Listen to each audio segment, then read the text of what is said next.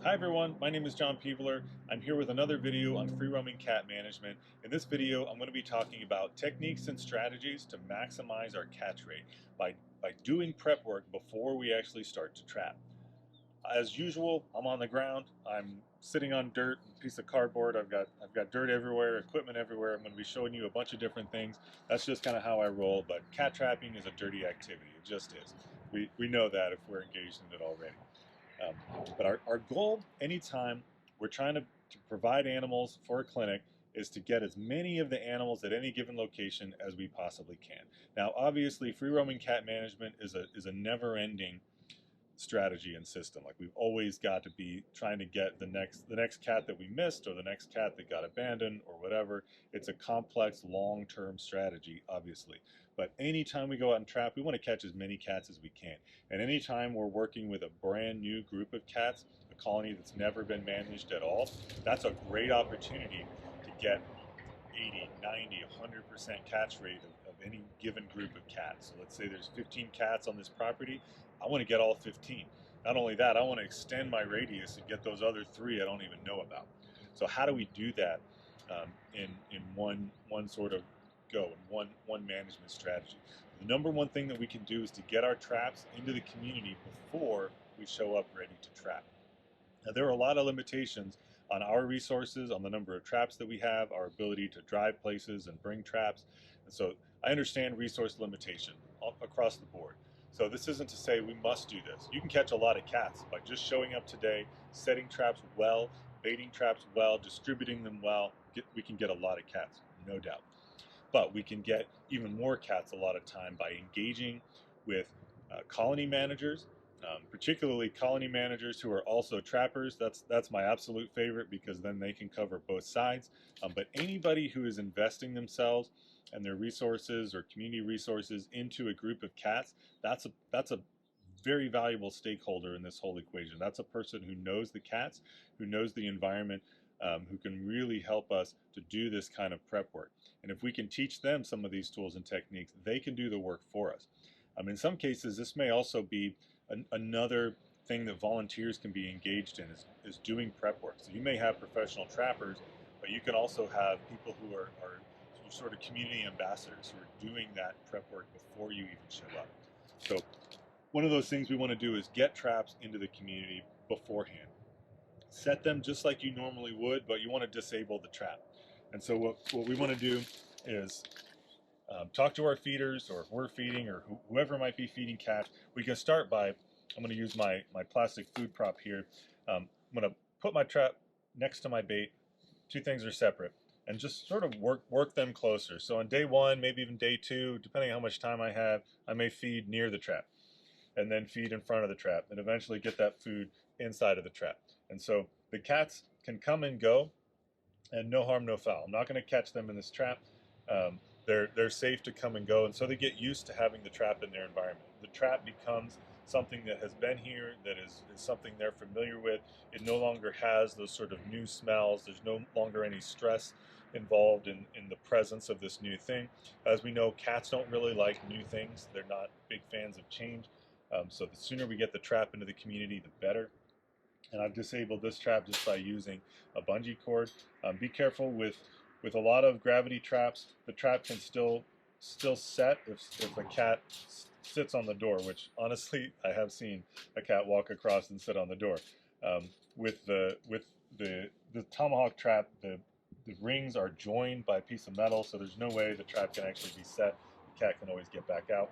Even better is if you have a rear door trap. This has a rear door. Just remove that door. You want to render the trap so that it cannot be functioning. There's a couple other things we can do. I'll show you a couple other ways to disable a few other different types of traps. Add in a trail camera. So this is kind of an entry-level Bushnell.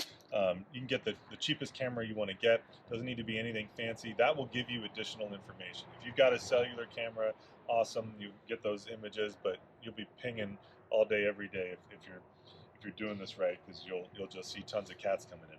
But it'll help to give you an idea of who's going into your trap and how frequently, and also how far. You may see cats that aren't willing to go to the end, and that kind of tells you maybe when we actually trap, we need to bring a bigger trap. Maybe we need to bring a small dog trap. And there's some strategies around that we'll talk about another time.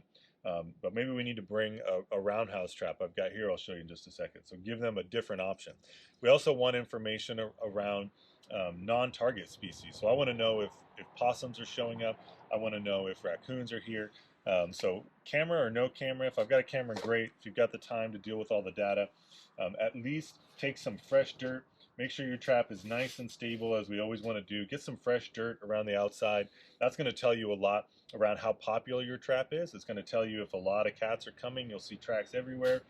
Great, really popular trap. Maybe I want to put another trap nearby because this is just a really hot spot for these cats. It may also tell you the opposite. It may tell you no cats have come here. You may see a lot of possum tracks or raccoon traps or iguana tracks or whatever, depending on where you're at.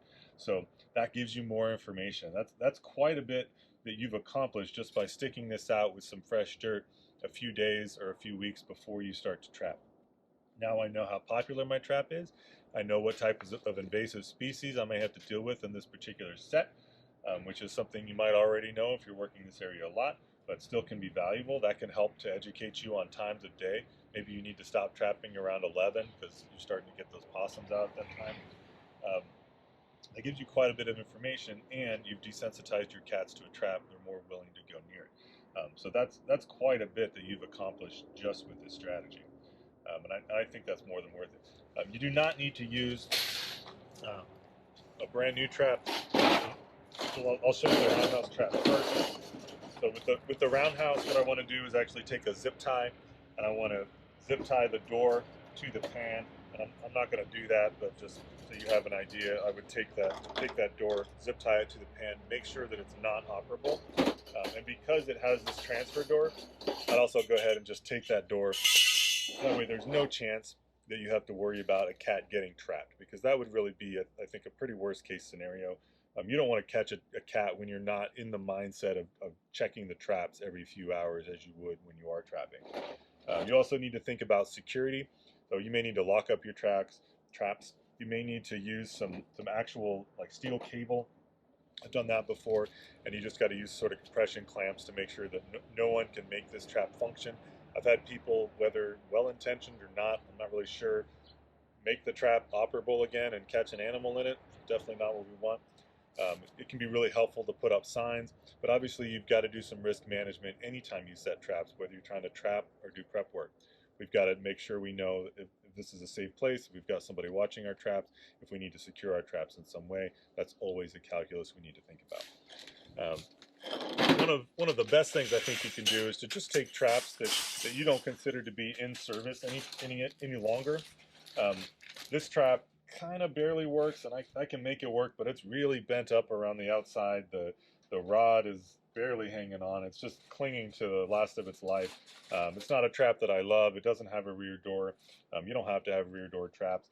But if you've got traps that are on their way out, they're no longer serviceable, keep them and just remove a door. You can remove the front door completely. There are various ways you can do that, whether you got to cut with a saw, or in this case I can just bend a couple pieces of metal, remove that door, and now I've got a bait station. It didn't cost me anything. Just keep those in your inventory. If you've got traps that are no longer safe to use, you can remove some wire, cut out some pieces, whatever. It's just a trap that's there that cats can get used to coming in and out. That will really help you a lot. I've also got a gravity door trap here.